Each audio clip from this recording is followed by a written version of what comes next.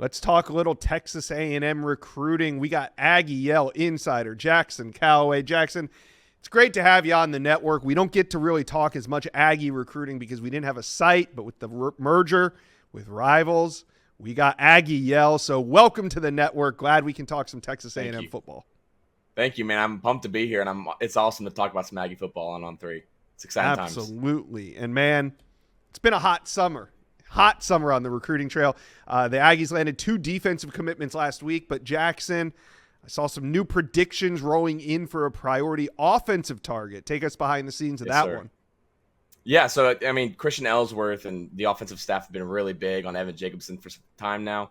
Notre Dame has been a school that's kind of held some momentum there, but they had 2 tight end commits in the last month. And we've kind of seen that momentum carry on to A&M, and I think Iowa State is a school that's continuing to pursue there. And I think Notre Dame is also still a suitor. But I think right now Texas A&M kind of holds all the buzz, and as we kind of creep into that decision timeline, I think A&M's in the best spot. Okay, now talking about decision timelines, we don't know exactly when it's going to happen, but 5-star edge Anthony Tank Jones is going to take himself off the board.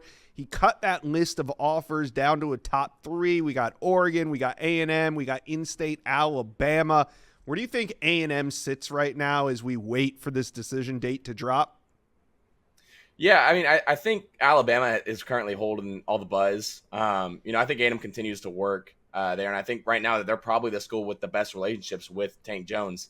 But I think the in-state, the pull to being an in-state guy for Alabama and the culture that's been set there, I think is something that's very intriguing to him. I think Oregon, you can't rule out Oregon, but I think this is going to come down to the Aggies and the Tide. But I definitely probably put A&M in that second spot right now. All right. We've seen a lot of success this summer. Aggies currently sitting with the number 5 ranked class in America. That being said, though, who are the priorities for Texas A&M as we head into this football season? Yeah, I think right now when you look at 26, I think that you're kind of looking at the flip targets. I think Tristan Keys, Jimmy Winfield from USC is another guy. I think Jace Matthews is a guy that's currently on the board still from Mississippi. He's a guy that they want to get. But when you look at 27, I think, too, that there's a few guys that they're looking at early. And I think they're holding some buzz for a few of those guys right now. But heading into the season, I think the focus is right now on a few of those 2026 guys and maybe getting a few of those flips on board.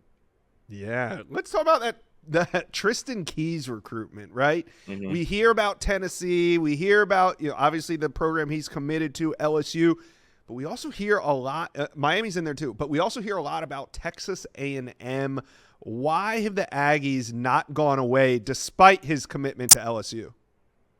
Yeah, I think the big factor there is Holman Wiggins. I mean, he is without a doubt one of the elite recruiters in this industry. And when it comes to receiver coaches, I don't think there's many that do it better than he does.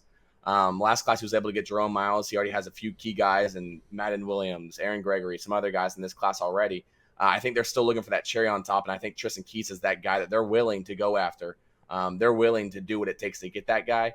And so it's going to be interesting down the stretch. I think that one has a few more twists and turns, and I think he's going to end up on a visit or two at College Station this year. I was going to say, I think there's a good chance we see him pop up at a game or two for the Aggies this 100%. cycle. All right. Let's turn the page. Not completely, though, but it is time. I know it sounds crazy to be talking 2027, but we just had a quarterback, the number 2 rated quarterback in America, just committed to the Irish right here on this channel. So are the Aggies gaining any traction with some 5 stars in the 2027 cycle? Yeah, I think, you have a 5-star cornerback down in Euless Trinity. That guy is someone that A&M really likes. I think it's going to come down to Texas A&M there. And then when, we're talking about quarterbacks, I don't think he's necessarily a 5-star yet, but he's our 3rd-ranked quarterback, Jace Johnson, out of Georgia. I think that one's going to come down to Texas A&M and Florida State. He has a commitment set for August 3rd. But right now I've been hearing a lot of really good things on A&M there, and they love to get their quarterback locked in early. And I think this is going to be another scenario where they're able to get that guy committed early and to start building onto that class.